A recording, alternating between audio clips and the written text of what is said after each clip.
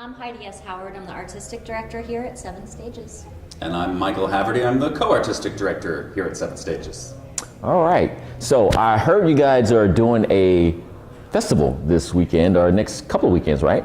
Starts tonight. Starts tonight. Yeah. So kind of tell us what that is about and why you decided to do that.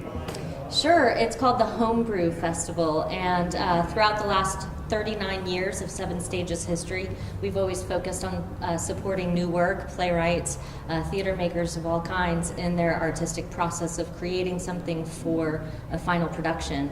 And we've done it informally, and as Michael and I took over as artistic leaders, we really wanted to bring the audience into that process and coin it to something we call the Home Brew Festival, because we are supporting the Atlanta artists and their development process and bringing the audience in so that the conversation continues through the mounting of a full production. So it's called the Home Brew Festival. It could be, like you said, because you're featuring local talent. So give me an idea of some of the people who you have participating in the festival. Absolutely. Heidi and I had a really good time mining the incredible wealth of artists that we have here in Atlanta, especially in the theatrical arts.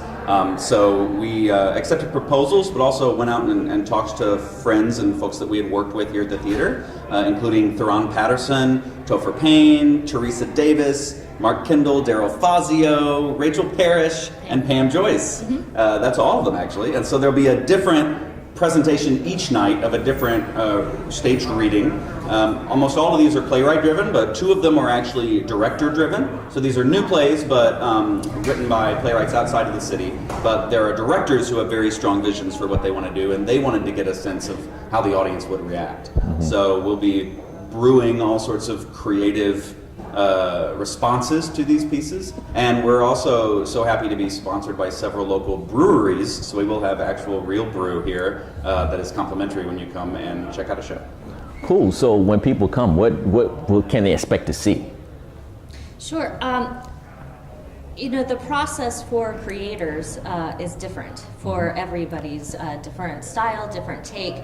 Sometimes they'll be sitting at a table reading from the hard script. Sometimes they'll be up and moving around. And we really wanted to give a wide diversity and show the Atlanta audiences how different types of artists create in different ways.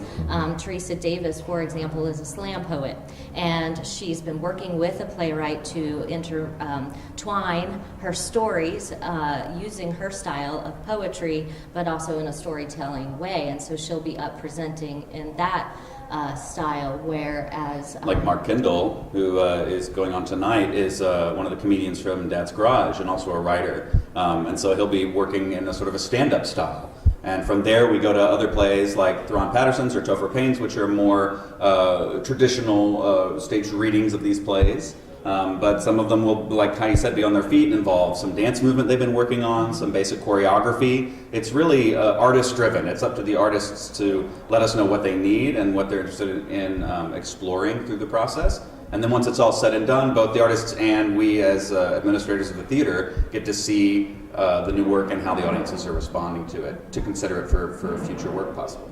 So each presentation will be followed by a post-show conversation, so that the audience, as well as the performers on stage, which will include professional actors as well as the lead developers, will have a chance to ask each other questions, not only about the actual process of creating the work that they've presented, but also about what the theme is of the topic.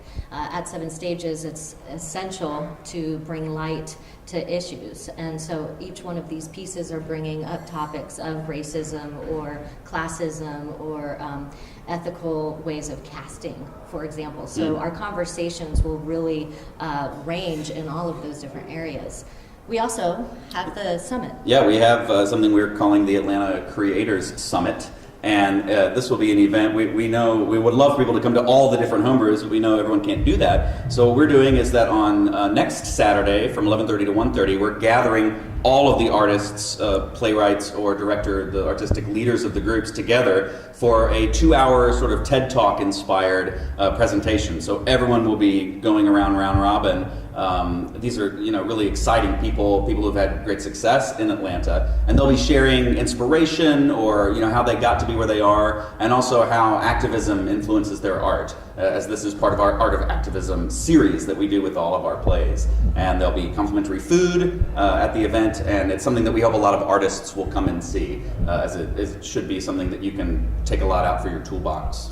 The food and the conversation is essential to a lot of the work that we do. We feel like eating together is a common human connector, and so thanks to Babs Midtown, we're able to have complimentary food at these events all year around all of our productions. But it's really special for this Art of Activism. It's pretty amazing to watch how food opens people up to talking to one another. Like when you're eating with somebody, it's like you've made at least a very basic relationship with them. That's right. And it just, people just go. It's great. Yeah. And with all of these artists coming together in one space, I'm like, what? This isn't possible. They're not all in one production, but they're all part of this festival, and the time that they have dedicated to their own work and their own process is really, backing up what Atlanta does for our community and our artists. So. Okay. Well, I just have one little quick question before we get out of here, and this is kind of give people a backdrop of the theater company in general. Kind of give us an idea when you guys are not putting on this Home Brew Festival. Mm-hmm. Like, tell us what does Seven Stages do, and what your mission is, and kind of what people normally expect from you guys from a theater company, as a theater company. Where else but Seven Stages? People expect the unexpected. They expect something surprising, something new.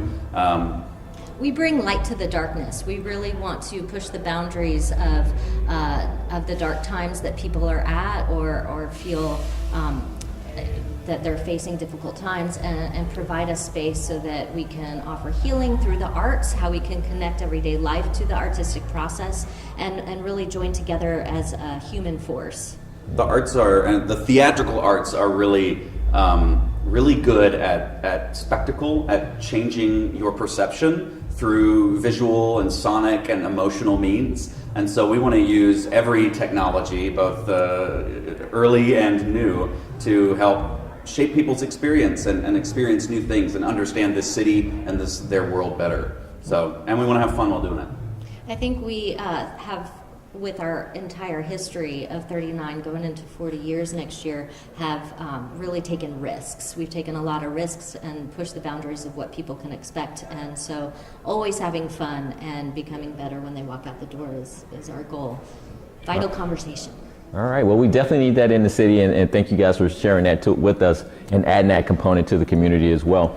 Thank you for joining us. We appreciate it. If people want to find out about the festival and about other upcoming productions that you have, how can they do so? They can go to www.sevenstages.org, and that's the number 7, and they can find all about our season and our education outreach and everything that we do here at the